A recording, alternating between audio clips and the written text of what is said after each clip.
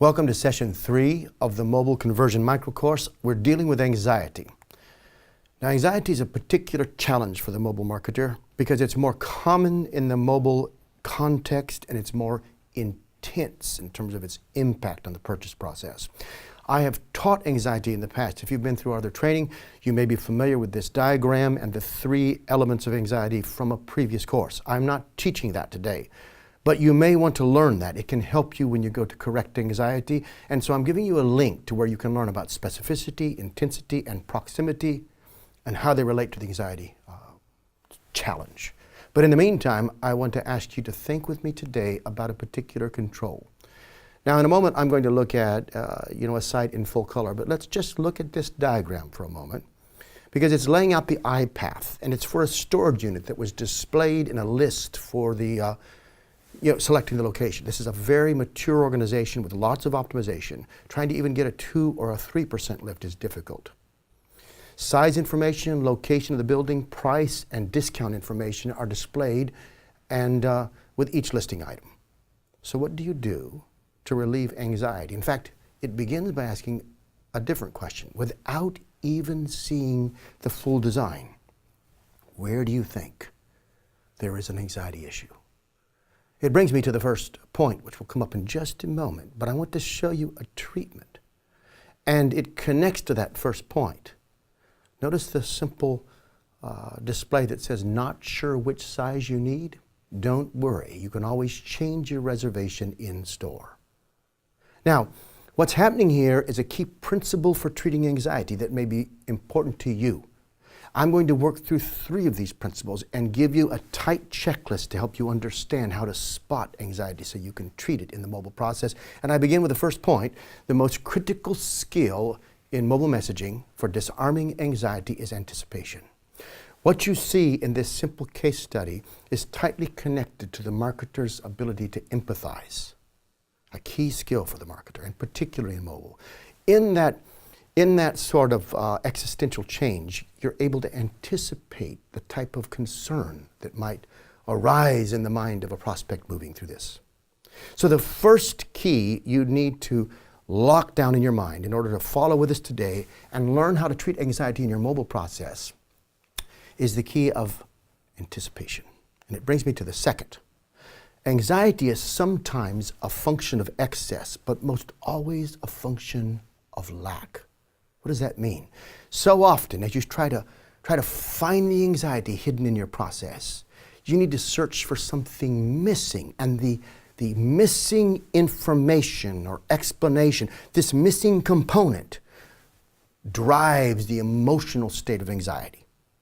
Let's look at an example from a student that was submitted. And for those of you who submitted pages, at the end of this, I'm going to look at perhaps 2 more pages.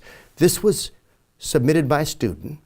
And I want you to see the mobile environment as we animate it. Then I'm going to take you to a breakdown of the page and ask a simple question. Where is the hidden anxiety? This is not a bad page. It does many things right. But it's also dangerous. Now, for the student who submitted, we want to help you. But for those of you who are just looking at this page with us, we want to find a transferable principle that you can apply. We're focusing on lack. So here's my question for you. Marketer, what is lacking? And as you look at this, what you're going to see is the page. When you click on the first button, you're presented the second page. When you click on the second button, you're presented the third page. What is lacking? What is missing? Now, there's more than one thing, and certainly we could find friction. And you might also talk about a lack of value. And we're going to teach about value in the mobile environment in upcoming classes. But right now, we're looking for something missing that causes anxiety. Have you spotted it yet? As you think about it, let me help you by drilling down a little bit. So these are 3 buttons. And when you click on these buttons, you move through this journey. What does the first button say? It says check availability. Now, having clicked on that button, you go to this page, and what do you see? Wedding date, your email, your password. Now wait a second, you're creating a password already? This is already a problem, but this is friction. That's a friction issue, not an anxiety issue. Where is the anxiety issue? Well, to think about that, you've got to look at the third page that comes up, and you'll see that third call to action. And what you may realize is that we still haven't discovered if our date is available. And if our date is not available, then why are we doing all this work? So what's missing in the sort of thought sequence is you're not paying off the urgency factor. Now, urgency is a wonderful way to drive a result, but unfortunately, the way it's being applied here, you're asking me to do many things, but you haven't yet told me if my date's even available. What do you think that's causing for somebody that's planning a wedding? Anxiety. They might not even complete the process. They don't know if the date is available, and you're asking for a lot. So you can't create this problem in the mind and then leave it unaddressed through 2 pages. And that is an example of lack. Now here's the problem. You're following with me. I only have a few minutes. The idea in these mobile micro courses is to make this fast and dense with value for you. So what can you do now to spot every aspect of anxiety in your process? Some of you are designing new pages even as I speak, new paths. You've written me about it. So what criterion can you apply? Well, it brings me to the third and final point. We're going to discuss it rapidly with examples and switch to live ops. So here's the first. Familiarity with the process can blind you. It can cause a sort of hidden anxiety condition. You can't spot it. You need a lens to overcome your blind spot, a way to discover it. And rather than give you a complicated heuristic, I'm going to give you a simple criterion that if you apply will help you spot it. We use that criterion here in the example that I began with. What was the impact of discovering that hidden anxiety? Well, it was a 12.9% increase. That's a dramatic gain for this organization, specifically and especially because of the mature process. So how did we spot it and how can you spot it? That's when this becomes practical. And I have on one slide a criterion broken down into 3 components: explanation, assurance, and information. And the driver of value in using this criterion is that you're looking for a lack across 3 key categories that are closely connected to anxiety. The first one is, where is a necessary explanation missing? Because we do way too much declaration and not enough explanation in our sites. So why are you asking for this? Sometimes that needs to be explained. How do I really do this? Sometimes you need to be more explicit. Why or what do you really mean by this? Sometimes it's too vague, it's not clear, I don't understand, and it creates anxiety. And why did you change this? I'm used to it being this way. I don't understand. This is the explanation element. And you've got to search across your mobile path for missing explanation. Brings me to the next one. Where is a necessary assurance missing? Assurance helps overcome anxiety, and it is needed repeatedly. Why should I trust this claim or promise? You make a claim, but if you don't give me the necessary assurance, I don't know that I believe you. How can I quantify this claim? That's one way to increase its credibility. Who else has trusted this claim? How long have you been delivering on this claim or this promise? All 4 of those key questions help you find where you might have missing assurance. Now finally, missing information. Where am I in this process? Sometimes we're afraid this could be a long, drawn-out, difficult process. And in those cases where it is not, it's best to relieve anxiety by helping me understand where I am, orient me. How many steps are left in this process? Again, in those cases where the steps are few and it might help me feel more comfortable, tell me. How long will it take to complete this process? Have you sat down and timed it? Have you had 10 users go through it and taken the average time? Could you assure me by telling me that it takes about 2.5 minutes to complete the entire process? Maybe less. Find that piece and help me feel comfortable. Finally, what will I need? Sometimes I start a process and I don't know if I need a credit card or a piece of information that's missing, something in my wallet that's in the car, in my briefcase, in my purse. We don't know. And so you want to use explanation, assurance, and information to relieve anxiety. Use this checklist to improve your results. Tell us about it, and let me take you to some examples from students. So I'm going to ask our tech team to shift over to the net, and let's do a live op on an example. All we're going to focus on is anxiety. And you should have in front of you, let's start at the top of the page and slide down. You should have in front of you a process.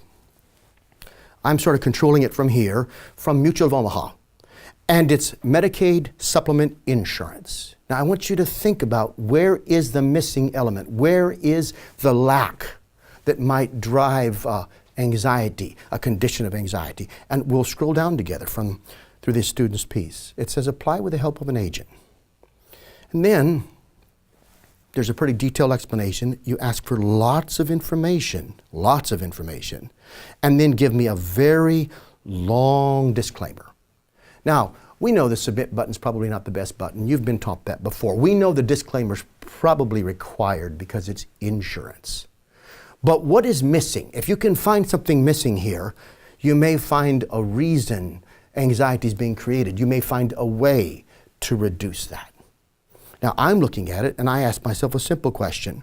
As I go down further, I see there is another option way down here that says I can somehow apply online. And then if I scroll all the way down further, there's a number to call.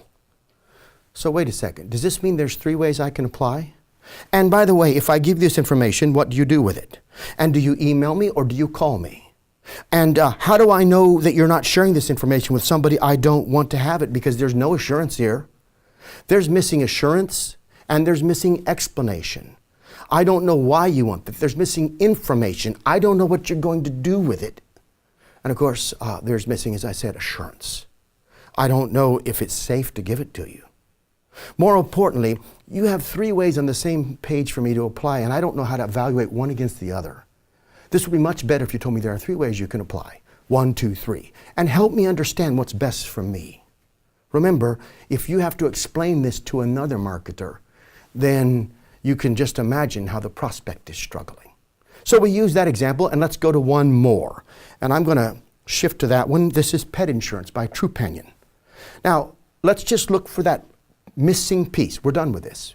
In 1 minute, this will be over. But exercise your skill set now and try to find what might be wrong here. This is a good organization. They're very effective at marketing, and yet there's something missing. Call us 24/7.